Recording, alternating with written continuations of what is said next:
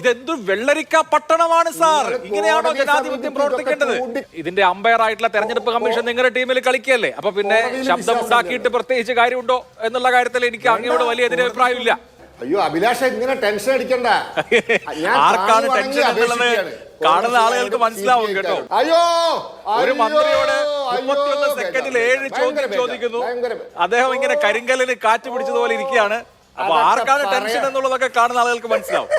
ജനങ്ങളോട് ഞങ്ങൾ പറഞ്ഞോളാം, ഞങ്ങളെ സംഘടനാ സംവിധാനം വെച്ച് പറഞ്ഞോളാം. സംഘടനാ സംവിധാനം വെച്ചാണല്ലോ ഇത്രയും വോട്ടൊക്കെ ചേർത്തത്. അതെ, ഞങ്ങളെ മിടുക്കാണ്. സുരേന്ദ്രൻ പറഞ്ഞില്ലേ, ഇനിയും ചേർക്കും. 29-നും ചേർക്കും, 34-നും ചേർക്കും. ഇതപ്പൊ ചേർത്തോണ്ടിരിക്കുക. 12-ാം തീയതി ചേർത്തിട്ടുണ്ട് തദ്ദേശ ചേർക്കുന്ന രീതി എന്ന് പറയുമ്പോ എന്റെ മൊബൈൽ നിക്കട്ടെ എന്റെ മൊബൈലുണ്ട് 25-30. ശ്രീ പത്മനാഭൻ അടുത്ത തെരഞ്ഞെടുപ്പിൽ ഏത് മണ്ഡലത്തിലായിരിക്കും വോട്ട് ചെയ്യുക? തൃശ്ശൂരിലായിരിക്കോ? സൗകര്യമുള്ളടത്ത്, എനിക്ക് സൗകര്യമുള്ളടത്ത്. അതെ, സൗകര്യമുള്ളത് പോലെയാണ് ഇതുവരെ എല്ലാ നേതാക്കളും വോട്ട് ചെയ്തിരിക്കുന്നത്. അതന്നെയാണ് കാണിക്കുന്നത്. അവിടെ ചെയ്യും. അതാണ് ഈ രാജ്യത്തിന്റെ അവസ്ഥ. തോന്നുന്നത് മാതിരി ചെയ്യാം. തെരഞ്ഞെടുപ്പ് നടത്തിയത് സുരേന്ദ്രന്റെ നേതൃത്വത്തിലുള്ള പാർട്ടിയാണ്. ഞങ്ങൾ ഉത്തരം പറയും. തെരഞ്ഞെടുപ്പ് കമ്മീഷനല്ലേ?